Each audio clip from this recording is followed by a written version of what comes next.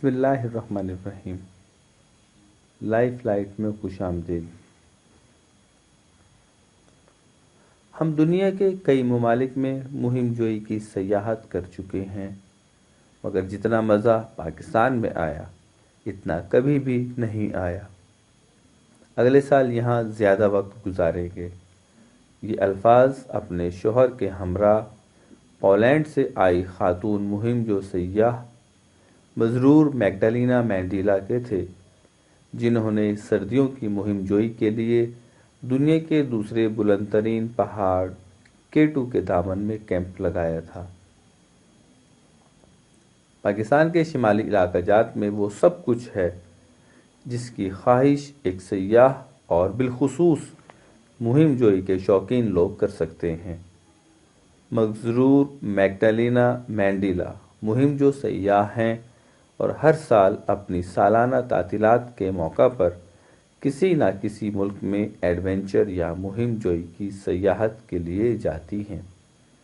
سیر و سیاحت کے حوالے سے مستند سمجھے جانے والے امریکی میگزین CN ٹریولز نے چند دن قبل پاکستان کو سیر و سیاحت کے لیے بہترین مقام قرار دیا تھا، تو اب بین الاقوامی تنظیم برٹش بیک پیکر سوسائٹی نے پاکستان کو ایڈونچر ٹورزم کے لیے دنیا کا تیسرا بہترین مقام قرار دیا ہے۔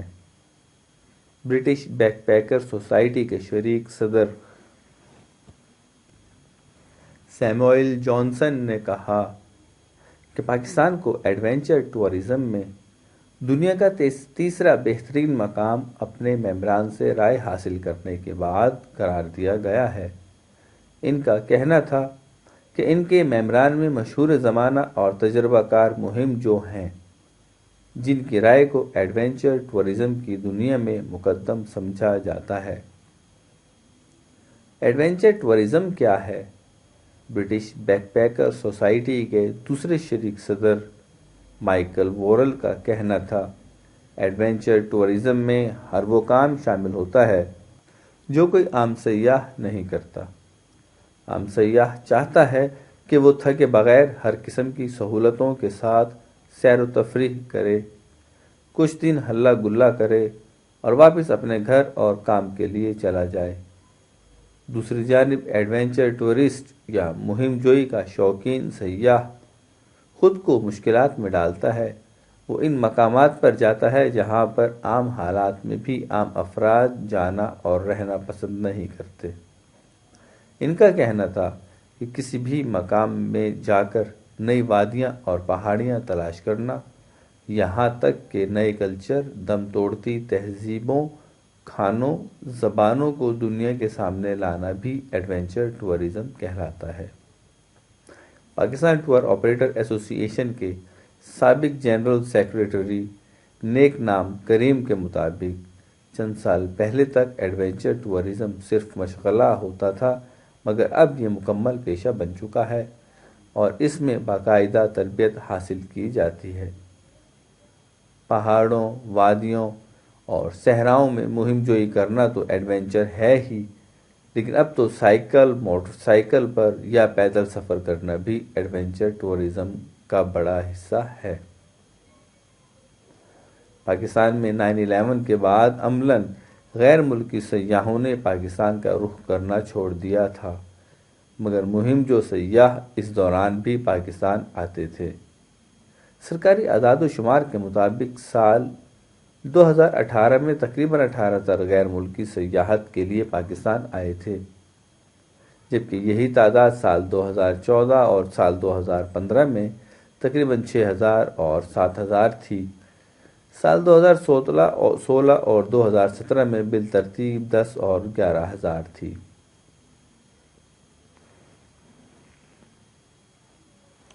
پاکستان ٹور آپریٹر ایسوسی ایشن کے مطابق غیر ملکی مہم جو زیادہ تر بلتستان، ہنزا، دیامیر، استور، غزر، چترال، سوات اور ناران اور کاغان کا رخ کرتے ہیں۔ سیموئل جانسن کا کہنا تھا کہ ہم جب پاکستان کے شمالی علاقہ جات گئے تو وہاں کی مہمان نوازی سے بہت متاثر ہوئے۔ ہم نے کئی مرتبہ مقامی لوگوں کی دعوت پر کھانے کھائے اور ان کے پاس رات کو مہمان تھے۔ یہ بھی ہمارے لیے ایڈونچر ہی تھا۔ مقامی کلچر اور رہن سہن کا طریقہ بھی ہماری دلچسپی کا باعث تھا۔ نیک نام کریم کا کہنا تھا کہ جس طرح حکومت سیاحت کو ایک صنعت کے طور پر متعارف کروانا چاہتی ہے اور اس کے لیے کام کر رہی ہے، اگر یہ ممکن ہو گیا تو مستقبل میں ایک اندازے کے مطابق پاکستان میں سیاحت سے 10 سے 15 ارب ڈالر ریونیو پیدا ہوگا، جس میں 5 سے 6 ارب ڈالر کا ریونیو ایڈونچر ٹورزم سے آنے کی توقع ہے۔ پاکستان میں ایڈونچر ٹورزم کے حوالے سے مسائل۔ مضرور میگڈالینا مینڈیلا کا کہنا تھا کہ پاکستان کو چاہیے کہ وہ غیر ملکیوں کے لیے ویزا کے حوالے سے بہتر فیصلے کرے، اس کے علاوہ ان کا حصول آسان بنائے۔ ان کا کہنا تھا کہ آن لائن ویزا کے لیے درخواست دی تو اس میں اتنے زیادہ فارم بھرنے پڑے کہ میں اور میرا خاوند تنگ آ گئے تھے، مگر شوق کی خاطر پیچیدہ فارم بھرے اور پھر اس کے بعد ایک طویل انتظار کرنا پڑا۔ ایک موقع پر تو ایسے لگا کہ شاید ہماری چھٹیاں ختم ہو جائیں گی، مگر یہ مرحلہ ختم نہیں ہوگا۔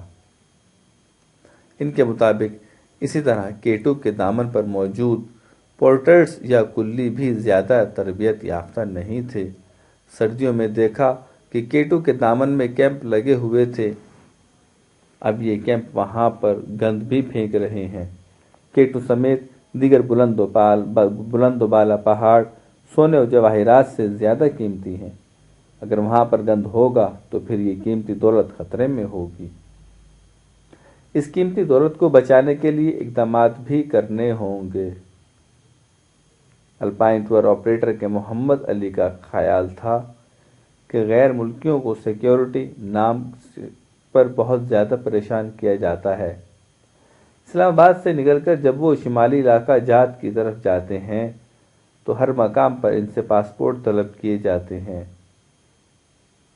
سوالات پوچھے جاتے ہیں، جگہ جگہ اندراج کروانا پڑتا ہے، جس میں سے کئی لوگ پریشان ہو جاتے ہیں۔ ان کا کہنا تھا کہ سیاحوں کے لیے بہت کم طبی سہولیات اور معلومات کے مراکز قائم ہیں اور ان کی تعداد میں اضافہ ہونا چاہیے۔ سیموئل جانسن کا خیال تھا کہ پاکستان اور شمالی علاقہ جات میں مناسب رہائش کے لیے ہوٹل وغیرہ کی تعداد بہت ہی کم ہے اور کرایہ بہت زیادہ ہے۔ جب اسلام آباد اور پھر شمالی علاقہ جات گئے تو وہاں پر $100 سے لے کر $200 تک ایک رات کا کرایہ ادا کر رہے تھے۔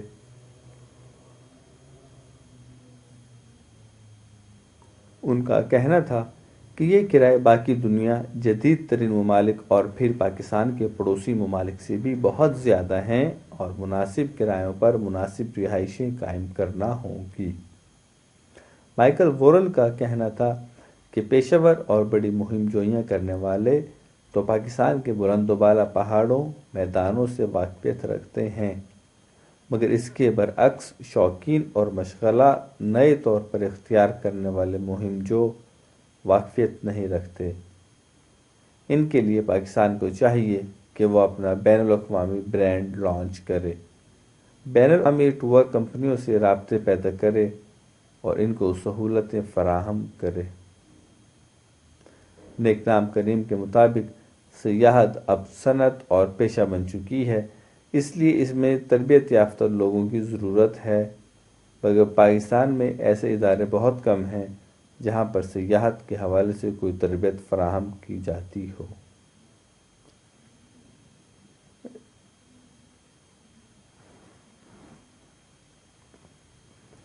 شمالی علاقہ جات کو ماحولیاتی مسائل سے بچانے کے لیے مخصوص تعداد میں ویزا اور پرمٹ جاری کرنے کی تجویز بھی زیر غور ہے، جبکہ یہ کوشش بھی کی جا رہی ہے کہ سیاحوں کا رخ ایک ہی علاقے اور پہاڑی سلسلے پر نہ ہو۔ ہمیں امید ہے آپ کو ہماری یہ ویڈیو پسند آئی ہوگی۔